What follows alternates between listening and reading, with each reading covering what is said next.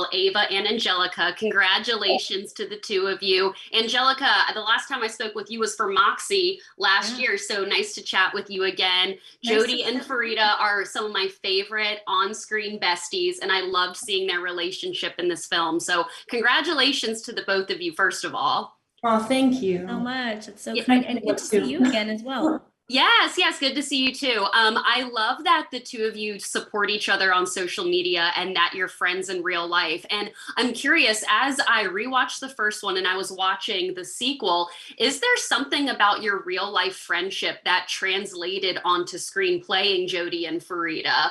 Any like moment or scene? I just feel like 100%. I think in a crazy way, Jodie and Farida is Ava and Angelica. Like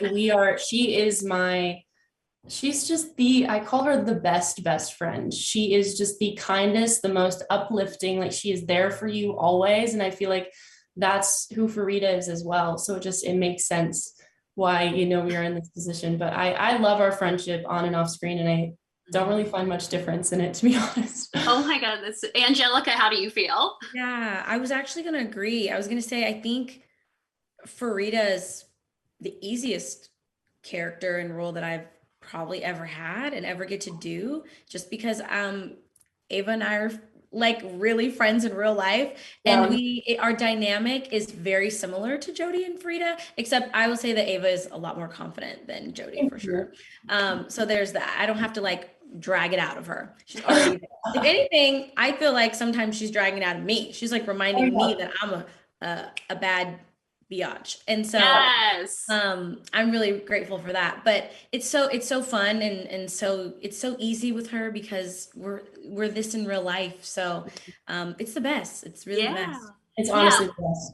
I love that. Well, without giving too much away, there's a moment where Farida actually says, "Oh my God, I'm breaking girl code." And it got me thinking, is girl code universal for all of us? Do you guys have your own girl codes with your own friends? Because I certainly still do with my girlfriends and when I was in high school too. Mhm. Ava, I'll begin with you.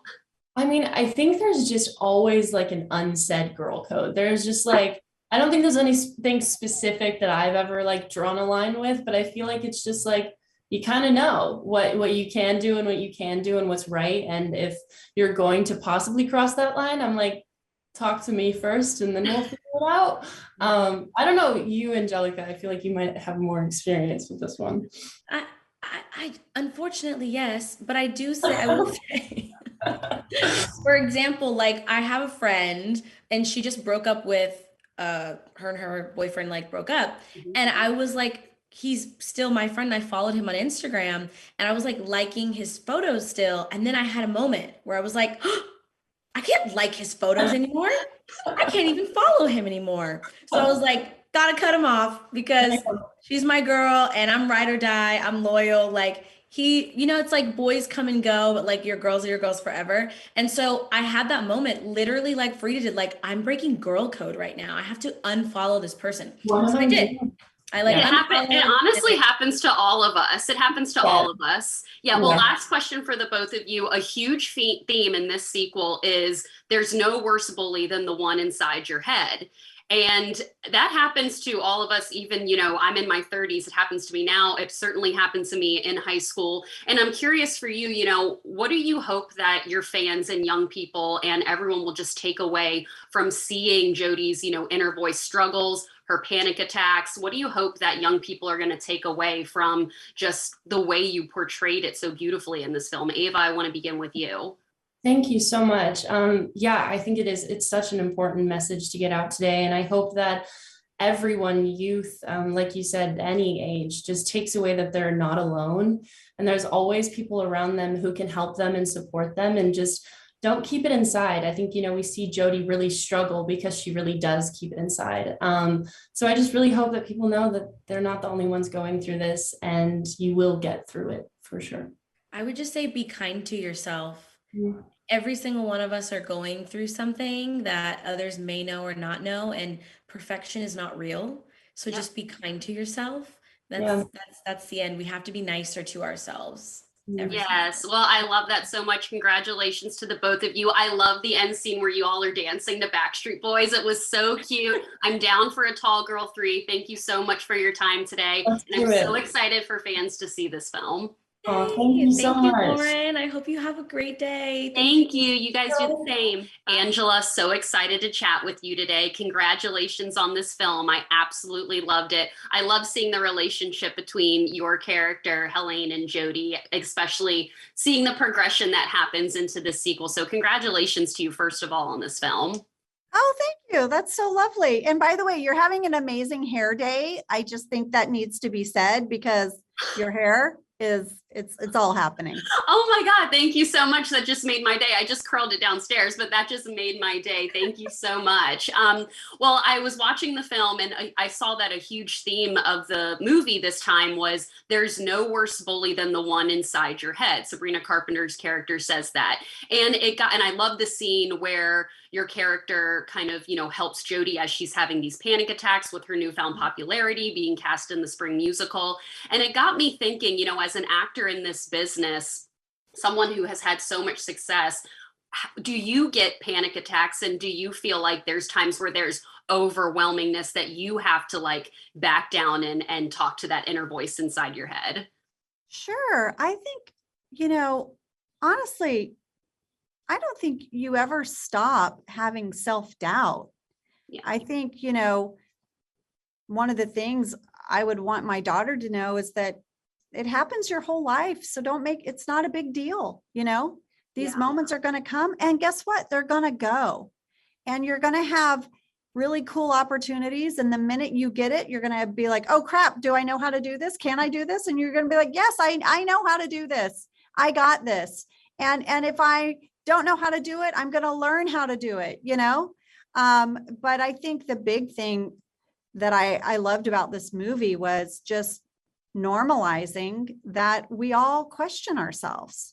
Everyone, even people who you think totally have it together, that's your perception, but they might be having a day where they think, I can't do it. I can't do it. Yeah, no, I love that answer. And thank you for speaking on that.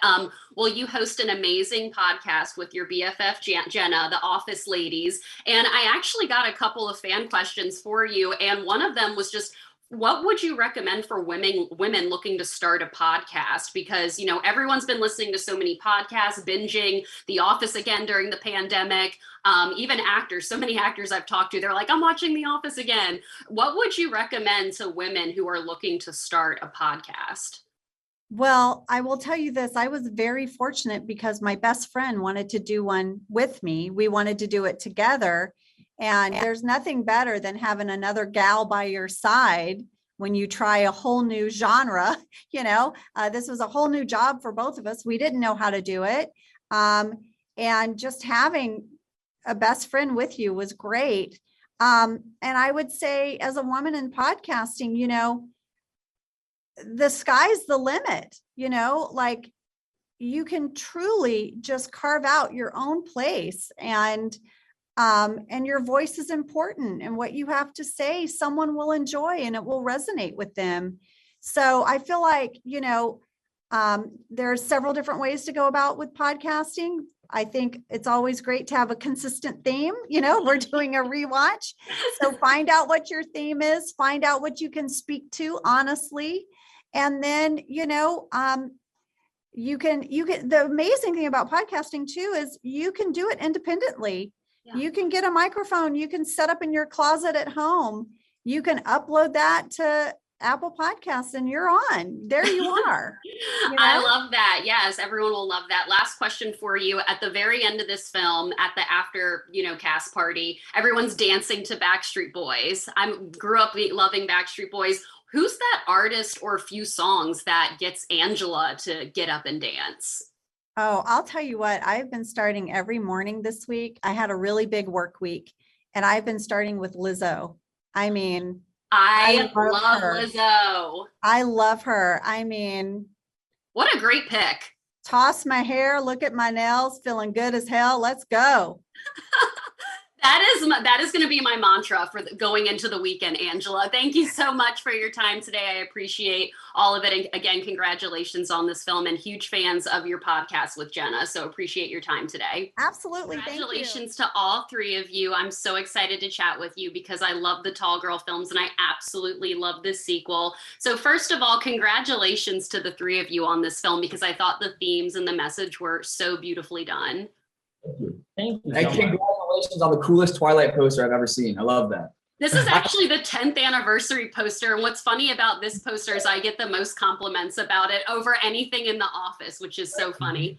Also, thank you, Luke. I love at the end of the film when everyone is at the cast party dancing to Backstreet Boys. I grew up listening to Backstreet Boys, and I'm curious, who is that artist or what are those songs that get the three of you up to want to dance? Griffin and Luke, I'll begin with you guys.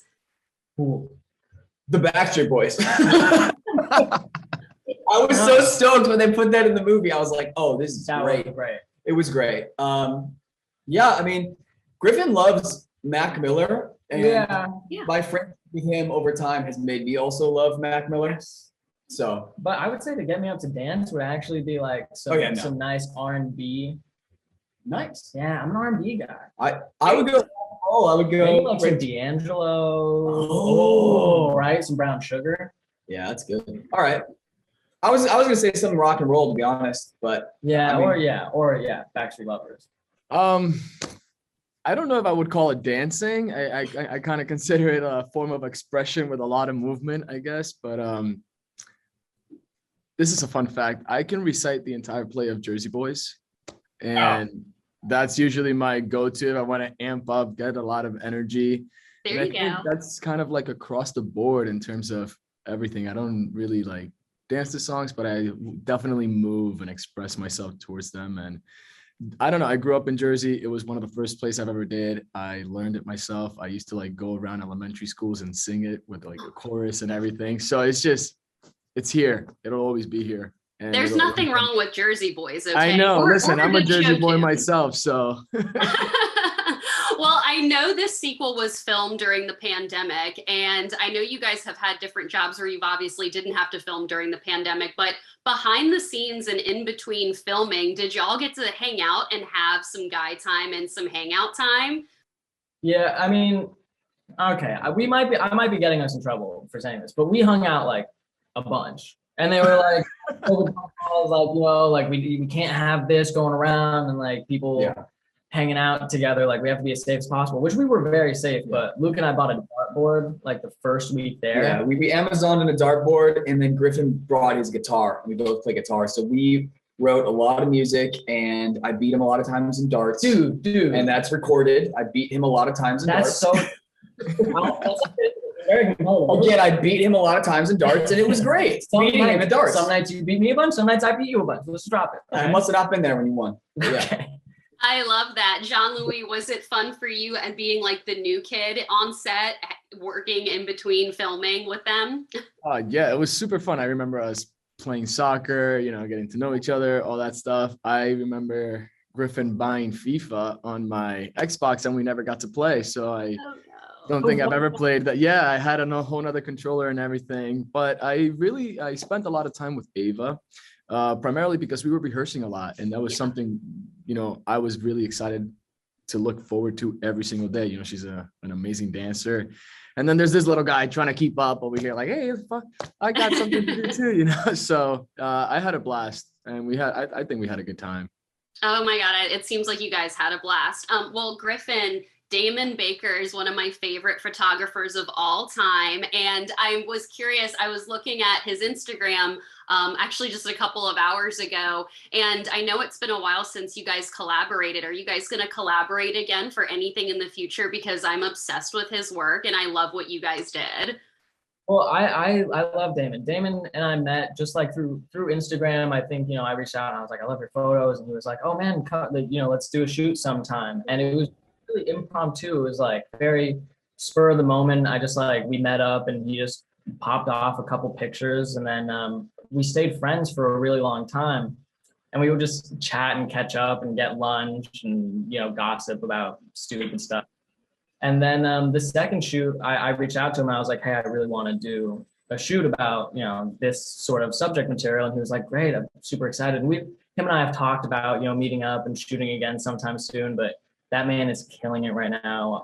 I think he's in London right now. Well, yeah, well, next time. Well, I appreciate the three of you so much, and I cannot wait for fans to see Tall Girl 2. I'm hoping for a Tall Girl 3. Let's make it happen. Then we can play soccer outside again. It'd be great. Yes. Yeah. Maybe we'll play FIFA indoors, There you go. Thank you all so much for your time. Good chatting with you.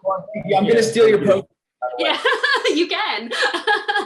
Bye, guys. Hi, Emily. Congratulations on this film. I had so much fun watching it. Big fan of the Tall Girl films, and I absolutely love what you did here. So congratulations to you first of all. Thank you so much. Thank you. You're welcome. Yeah, so I love that a huge theme in this movie is centering around Jody getting cast in the musical. And I was a theater geek all throughout high school. I did all the fall plays and spring musicals. I'm curious for you, who were you in high school? Oh my God, that's a great question. I actually was not in any musicals in high school. I was not in front of the camera, as you could tell. So I was not in any like school productions, unfortunately. I always knew I wanted to be like behind the camera. Acting is so not my thing. I'm not an actor who turned director. You could have been like I was always very behind the scenes. Yeah, that's what I was saying. You could have done something behind the scenes for theater. Yeah. I probably was like Schnipper, like painting the scenery. I love that. Well, another like huge theme that I recognized in this film is that, Jody's sister, played by Sabrina Carpenter, she's like, there's no worse bully than the one you create in your own head. And it really got me thinking, Jody's dealing with a lot with her newfound popularity, getting cast in the musical theme was so prevalent in the sequel, and what you hope other young people will take away from watching the film. Yeah, absolutely. I think like that is absolutely the theme of the film, which is that there's no worse bully than the one you create in your own head. Don't listen to that noise that's in your head. And that's like honestly the reason that I wanted to take on this project, because I feel like I don't see this theme of imposter syndrome and like negative self-talk explored that much in teen rom-coms. So it's very unique and special. And what I hope to achieve with the film is that to make anyone kind of going through what Jody's going through with this sort of negative self-talk and anxiety to feel a little less alone. Because if you know that you're not the only one out there who's experiencing this, it may make what you're going through feel a little bit easier. Because I think a lot of times when we're caught in our own heads, then we're like, oh my God, I'm the only person who thinks this way. I'm the only person who's insecure. But in fact, everyone deals with it. Sometimes it's the people that appear the most confident that deals with this the most. So I really just hope that this is a movie that anyone going through this could turn to get reminded that, hey, you are good enough. Or sometimes they just need a little pep talk or even just a warm hug. And I really hope that this movie could be that for a lot of people. I love that. I feel like I needed this movie this week, honestly. So I love that theme in the film. Last question for you. Obviously, the end montage when everyone's at the after party dancing to Backstreet Boys. Yes. What is that artist or what are those songs that get you up and dancing? For me, I guess it's like anything by Britney Spears or even Backstreet Boys. Yeah, so it's really funny because these are, teenagers. Yeah. And we had to choose a song that was like Dunk and Jody's song, but it's the Backstreet Boys, and the song came out before both actors were even born. Right. So clearly this was my favorite song in high school, and I put it into the movie. We're like, hey, if we're gonna go full nostalgia, let's go for it. So it's always been my dream to see my name come up with the Backstreet Boys like play in the background. So that was a really cool moment. So anything like boy bands from the 90s is like very much my jam. I was gonna say you and I are probably around like the same age because I like Backstreet Boys was my and NSYNC, were my jams. Like I went to concerts in middle school and high school with them. So like seeing Backstreet Boys and seeing these two young actors dance to it, I absolutely loved it. Exactly. I'm like, do you guys even know who Backstreet Boys is? But they're making a comeback. They're making a comeback. So well, Emily, thank you so much for your time today. Congratulations on this film. I can't wait for fans to see it. You did a fantastic job with it. Thank you so much. Thanks so much. Thank you, Emily. Bye-bye.